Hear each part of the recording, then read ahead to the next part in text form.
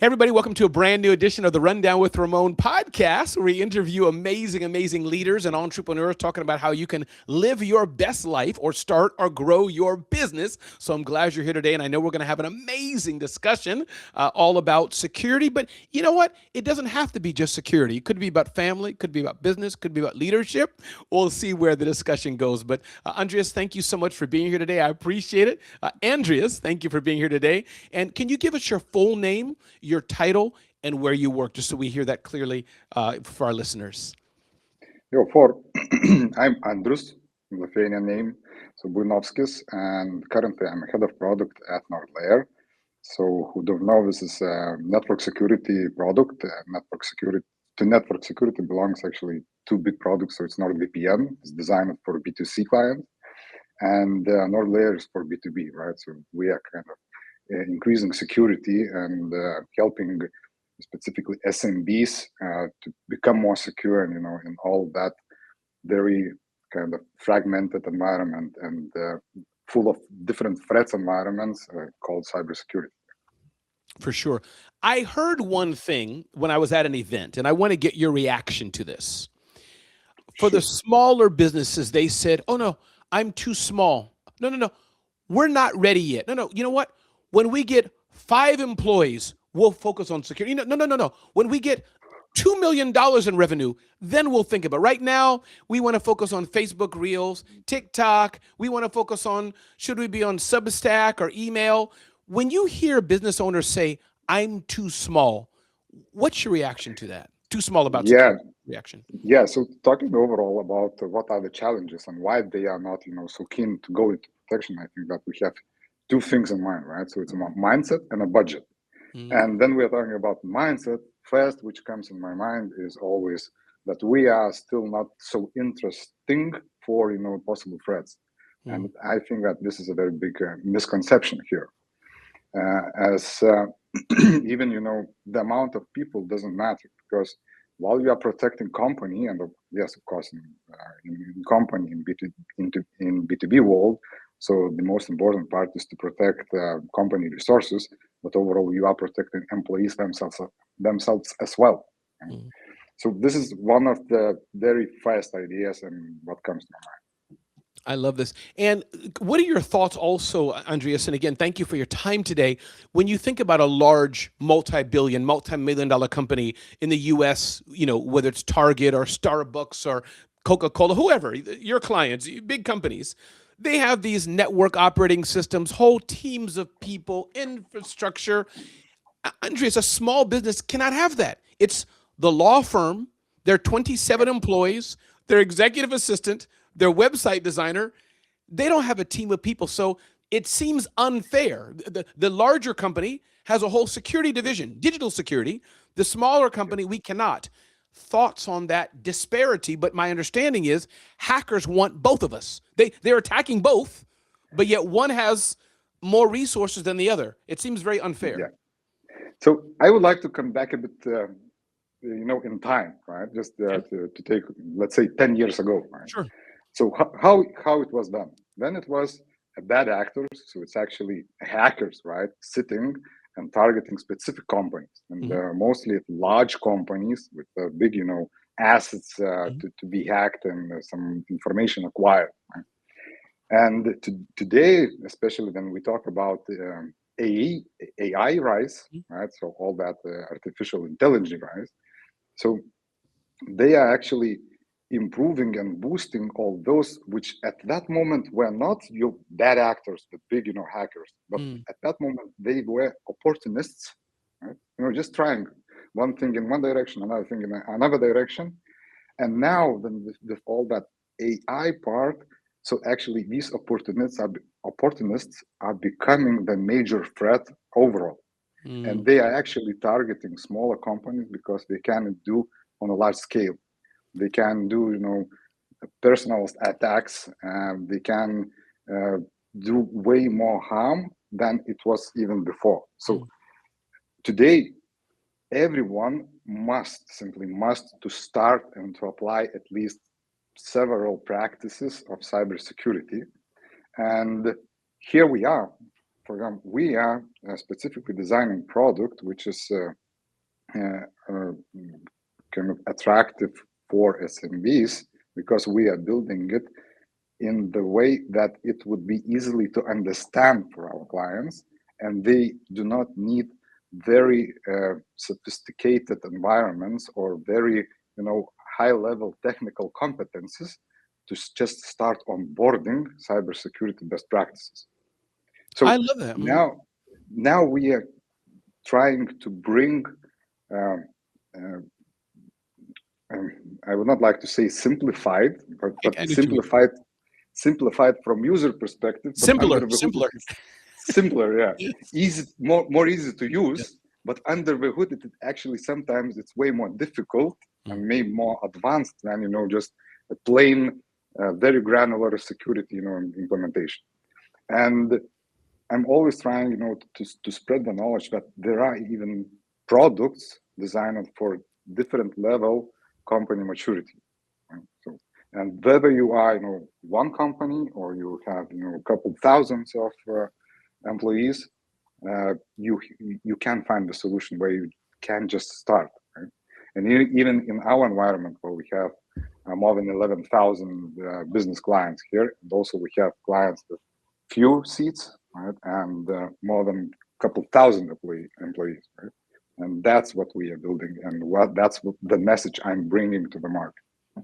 Well, your message is working. I see your billboards even. I mean, you do all kind of advertising, but I see your billboards everywhere, meaning it seems they follow me around. Like when I go to California, I go to everywhere you see your advertising. So it's working, the awareness. But so what I'm hearing you say is two things. One, it's a different scenario. The large billion-dollar, multi-million-dollar company, their complexity is different.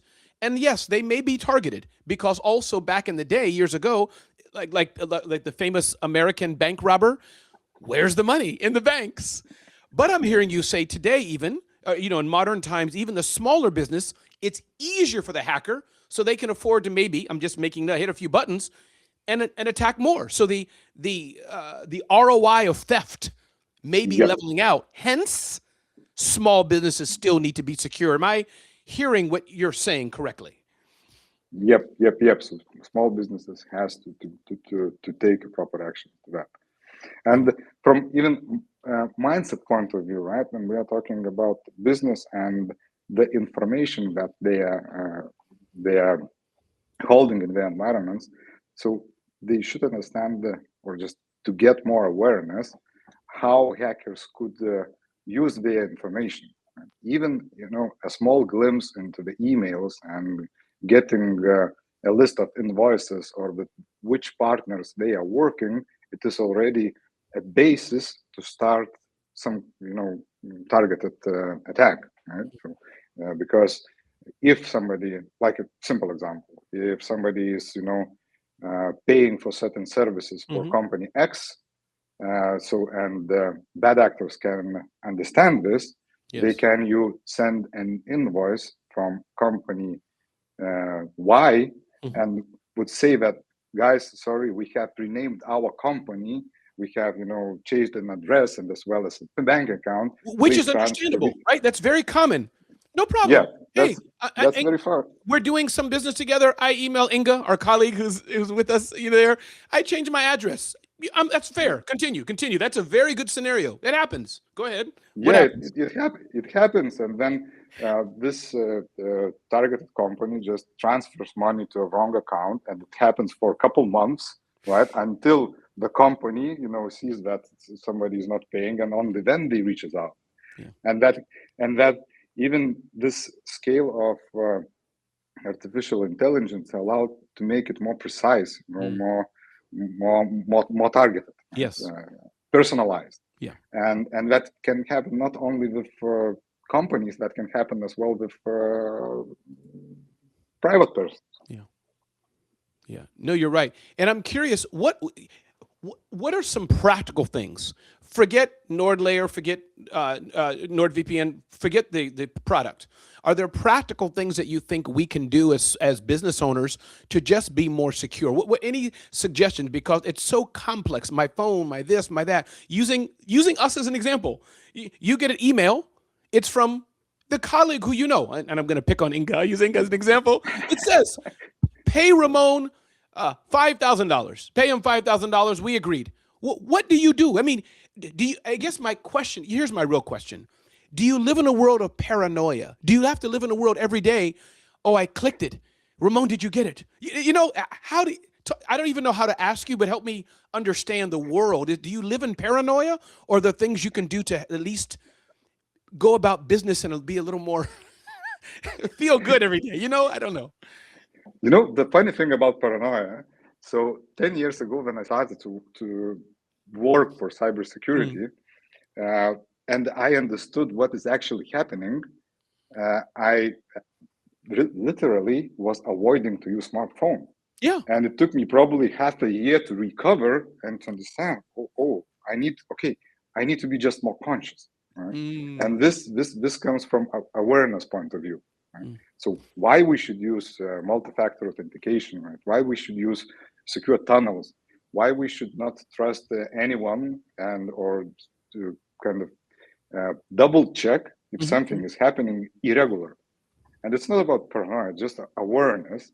And if I get not from Inga, but I will get from Laura that email and saying me that, okay, I'm just overthinking that transfer from Inga and so on. I should not trust Laura, right? I just have to verify that it is actually happening. And in business and in cybersecurity world, it is very common buzzword, ZTA or ZTNAs, or zero trust network access or zero trust access. So in this scenario, just don't trust any anomaly and just verify. So this is a very simple example. And also to pay their attention on urgency. If somebody is trying to push you do something very fast, so it means that they would not like to give you opportunity to think it through. Yeah. And there all the scenario starts. And so let me give you another scenario, and I love this. So somebody messaged me on Facebook, and I know their name. They're very well known, not in your world, but we all have people well known in our own world, And they said, Ramon, how are you? I think it's not really them. That's my suspicion. I think they've been hacked. I think. But I emailed them back and said, I'm good. How are you? Now, if they would send me a link or attach or something like this, now I'd be careful. Is it fair to say, and I'm just extrapolating what I'm hearing, that maybe that's the way to not be paranoid? Me replying, I'm fine.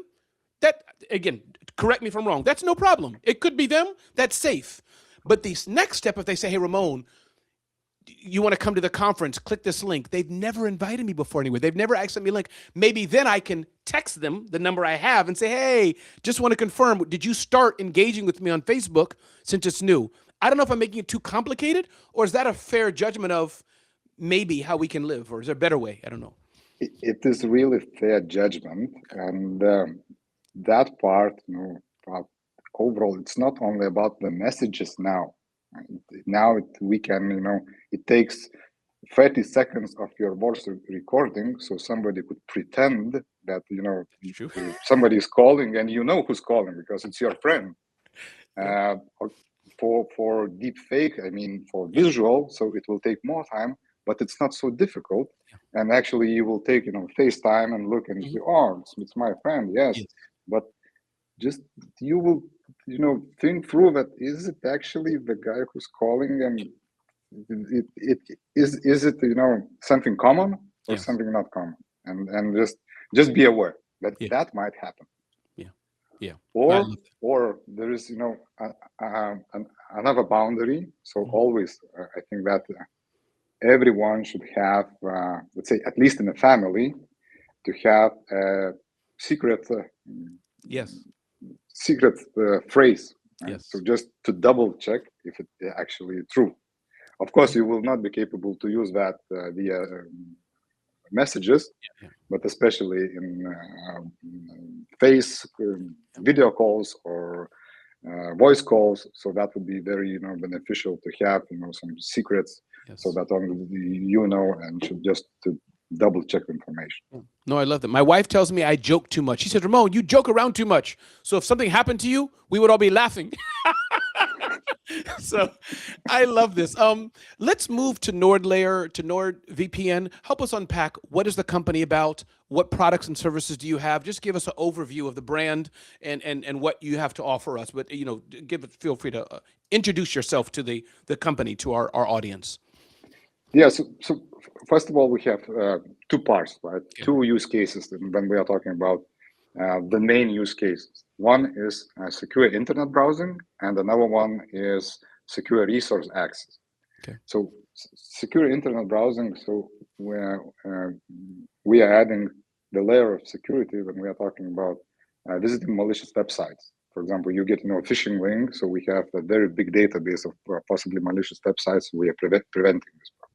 Also, IP masking. So this is a privacy concern. Then overall, so the protection. Am I talking about malicious website access blocking, and the download protection? So if you are downloading something and that might be potentially malicious, so overall we are preventing all these threats. Another part which is very important, so it's company resource protection.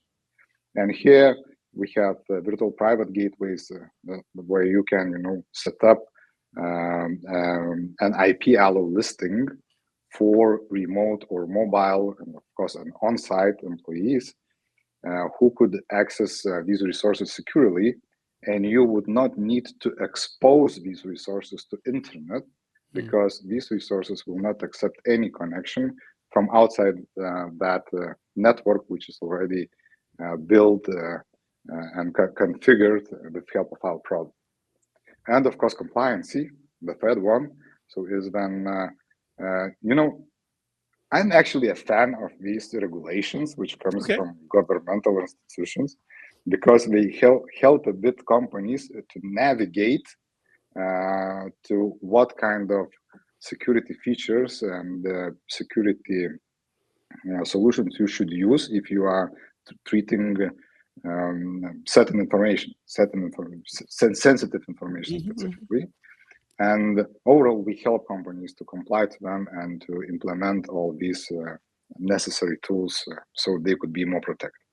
So is it fair to say there's two halves to this maybe equation? One part of it is the education, the things we can do on our own, being careful, things we talked about, and the other half is companies like yours downloading the software to maybe add a bit of insurance or a bit of better security, not insurance literally, but where there's software. You all do, which is helping you detect, is this malicious? Is this a bad website? Be careful of this. Is this a authenticated computer to our network? So maybe the education, things we do on our own, and then working with companies like yours to install the right software and services on each endpoint to be more secure. Is that a fair statement? Yeah, a fair statement. And I would like a bit to elaborate on this as well. So that then we're talking about awareness, right? So it means that everyone, let's say everyone knows, and everyone is aware that there are threats and so on, but these threats are evolving constantly. And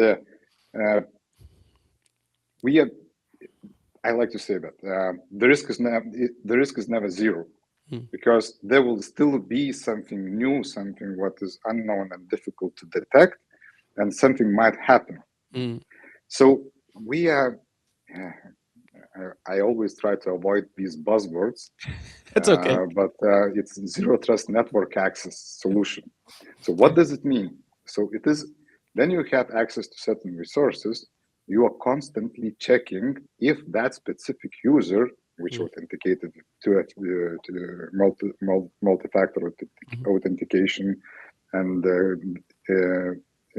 his or her specific credentials, using that specific device, so that we know that this specific device is used to connect to these resources.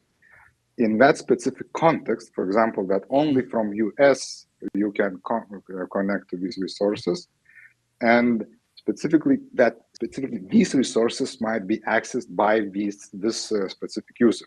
And it is a constant check.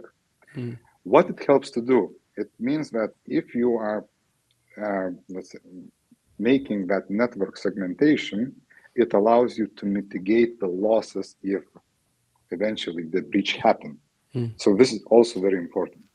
And to to mitigate the damage which might happen, right? So of course you should do even more. You should think about disaster recovery plan and so on. Mm. But overall, even this part, this type of features help you to mitigate the possible threats. And I'm curious, how do we guide us in? Should every okay? I mean, maybe you can give me a scenario. I'm a 60-person business and running a law firm. Yeah. Jenny's in marketing. Are you saying for her to scroll on TikTok, go on Facebook, use Adobe, use Pinterest, use all the tools, she has to authenticate, be in a vault? Or can she, no, do whatever you want. But maybe Marvin, who's in accounting, he's locked. He can't click on Gmail. Yep. Just give me a guide, because at some point, it's annoying. I need to edit my video, and I need to edit my video. And Andrius is like, no, you can't edit the video unless you're in Texas from 9 a.m. to 10 a.m. I can't live my life. Help me understand. I'm having fun, but help me understand. How do you build the business? 60-person business, different roles. Yeah. What do we do? Yeah, so this is exactly why network segmentation is very valuable, because there is no one size fits all recipe, and different teams has different needs. And for example, if somebody is working in a marketing and they need all these tools, so that's okay, they can use. But if you are working in finances and you can access to bank accounts and so on, so it is better to have very more tight access to these resources. And it doesn't mean that you have to lock the device for 100%. Right? You just need, even on a device level, you can split all this part. So once you are accessing sensitive data, please, use secure tunnel. Don't share your credentials outside your network and so on. Yeah. Okay. Now you're right, because I have somebody I know works for a European government, and he was visiting me in the States. He said either A, he can't even bring his device to the States, or he has to clean or something weird. I mean, sure, you know what I'm talking about, but it was that level. I mean, because I get it. It's a government. He said, no, it's not about the U.S. Even taking out of the country, there's certain protocols, certain things at that level. It's his own phone. So I don't know if he bought a new one or something, but he was saying this is the rules. If not, I could go to jail, or they'll know like within seconds. Am I making sense of what I think I heard him say, something like that? Yeah, so there are really, very strict regulations for certain companies that none of the data can, go outside the European Union, and vice versa. Sure. And we have even clients and ask, does it mean that if we are going to use your services, that none of our data will transit through Europe and vice versa, from Europe through United States? And we have to ensure that the data resides where it belongs, in that specific region. And that's quite common. And you have to use another device or issuing a temporary device until you're traveling. And in other scenarios, until you are traveling, you should use at least always on VPN like features, which does not allow any data packet go outside the VPN. Right? So that's also the solution. Got it. And maybe we'll end on one more thing. And if I haven't asked you any question, anything you wanted to say, feel free to add it. But one other thing, one last question, I think, remote work. We've heard about, I'll mention the country. Well, I won't mention the country, but I want to be sensitive to your role. But a country we've heard is hiring many people to give them computers so their remote people can give access to this country, to use to do things I'm sure you know. My point, but what I'm trying to ask is the world of remote work. Just give us maybe, and I know it's not easy and you've probably already said it, but what are your thoughts? How do we do remote work? Because it seems like that's the most dangerous, maybe, at least in my company, in my network. In that building, there's 87 people. I can see them in that building. But I know companies that we're 500 people. It's all remote. What are some best practices that you're seeing if you choose to start a business all remote, hiring, firing, computers, phones? Maybe it's their child. Maybe it's a hacker. Maybe it's lost. Maybe it was just left in the hotel room accidentally. how do we do that? And I know it's not fair. You're not there, but give me a high level overview of what you're seeing. Yeah, but it's all in the boundaries of zero trust network access at this Okay. point. And there is a stream or concept called BYOD, so bring your own device. Correct. So it means that you are not issuing a device itself, and sometimes it's really hard to ship the device to some remote country. Mm-hmm. But overall, what you are doing, you are onboarding this person, you are giving him a capability to establish a secure tunnel Mm-hmm. to your resources, and you apply this network segmentation part, so to which resources he or she can access, and to which don't. And this way you are mitigating the risks. And in such scenarios, when users are using their own devices, so also you can issue specific requirements for device posture security. So, for example, if you have an antivirus, if you have all updates in place, if you have the right version of application, and so on and so on, and doing all this zero trust network concept, so you're actually constantly validating if that device is meeting requirements, if that user is that specific user is actually using this device. You can limit the length of session, you can limit the time frame. So there are many ways how to mitigate these threats if you can't Yeah. And it seems to me that last trust. Yes, the last point I make, it seems to me the same way you think about building your business and structuring it legally. You think about the financial, how you're going to do your business. You think about the marketing plan. What I'm hearing you say is that for whether those who are starting or those who are existing, to plan. I mean, which is new for me. I've been in this for 30 years, but what I'm hearing you say is that the same way you plan for other aspects of your business, take a few days, weeks, whatever it is, and plan your security. Oh, Yep. Ramon's going to be working. Yep. He wants to work from the Philippines with his family. Yep. Great, no problem. Work from the Philippines. Here's how we do it. These 27 people, they're going to be working in our Miami office. Here's how this looks. And is that kind of what I'm hearing? Just to map it out, plan it, and Yep. And actually, there are tools, and we are designing our product, so it would not drain you out. Yeah. It is you just inviting user, they receives an invite, they confirms their credentials, they can by themselves install the application. Large organization is being deployed centrally, but overall, this is not some magic what needs to be done. It's just about installing, connecting to the right gateway, and just using your device as you would naturally.